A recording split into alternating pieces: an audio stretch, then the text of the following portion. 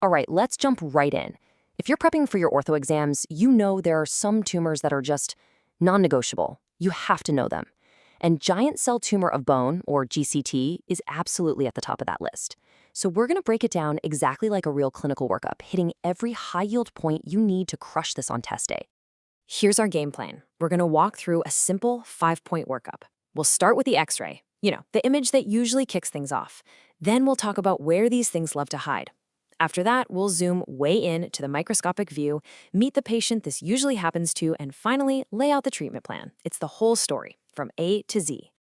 First up, the radiograph. In orthopedics, the film is almost always your first and honestly your most powerful clue.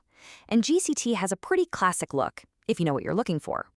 And boom, check this out. The first thing that should jump out at you is that classic soap bubble appearance. You see it? It's this multi-chambered, bubbly-looking lesion right at the very end of the bone near the knee joint. Seeing that should immediately make a little GCT alarm go off in your head. But that's just piece number 1 of the puzzle. Let's break down the 4 big radiographic signs for GCT.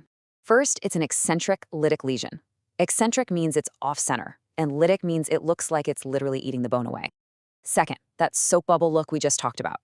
Third, and this is a big one, it goes all the way up to the subchondral bone, basically touching the cartilage of the joint. And fourth, pay attention to what isn't there. No periosteal reaction. The lining of the bone isn't freaking out and laying down new bone. And that last point is so important.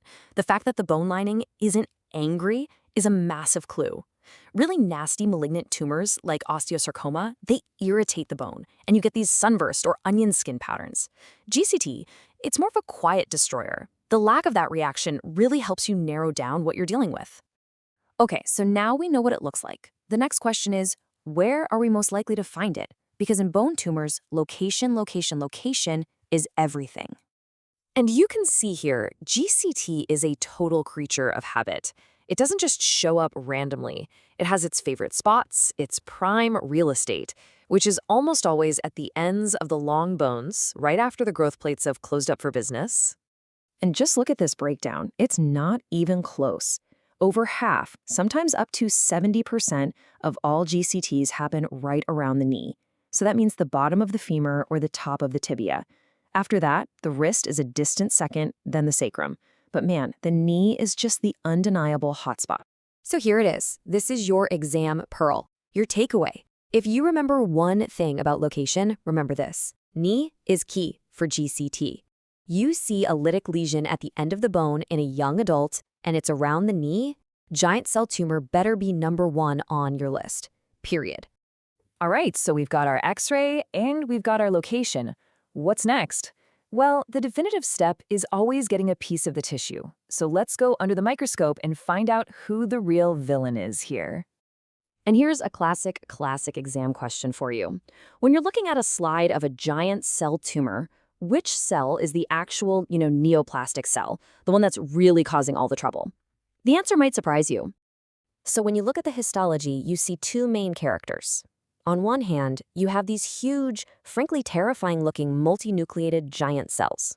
They look like the bad guys, right? But they're not. They're just reactive. They're like confused henchmen that got called to the party. Now look at all those little guys surrounding them. The smaller mononuclear stromal cells. Those are the true tumor cells.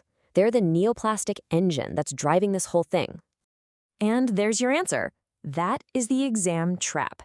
The tumor is named after the biggest, scariest-looking cell on the slide, but the real culprit is the small, unassuming mononuclear stromal cell. Don't let them trick you on your test. The giant cells are just along for the ride.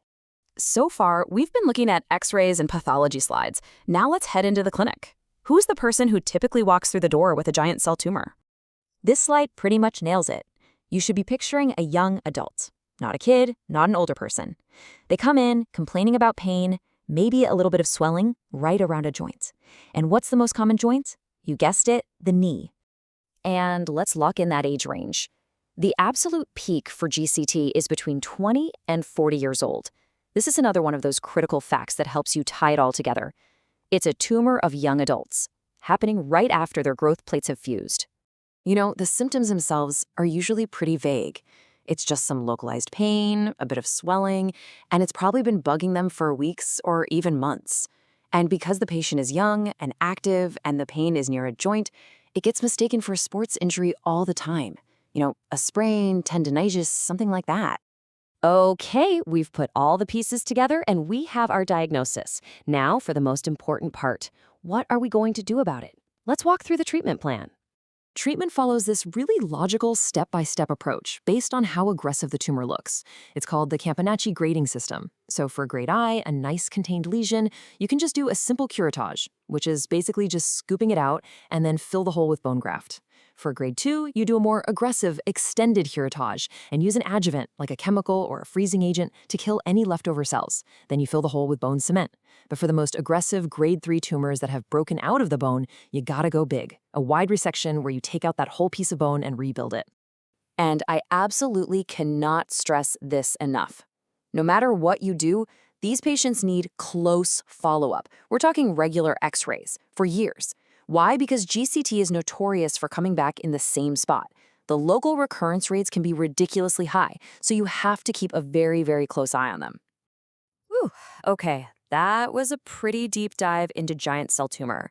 Let's wrap up by just boiling this all down to the absolute must-know facts that you can take with you. Here it is, your cheat sheet. X-ray, eccentric, lytic, soap bubble, no angry bone. Location, the knee is key. Histology, don't fall for the trap, it's the mononuclear stromal cells. Patient, a 20 to 40-year-old with joint pain. And treatment, a braided approach, but always, always with vigilant follow-up for recurrence. Got it? So now you can pretty much spot a GCT from a mile away.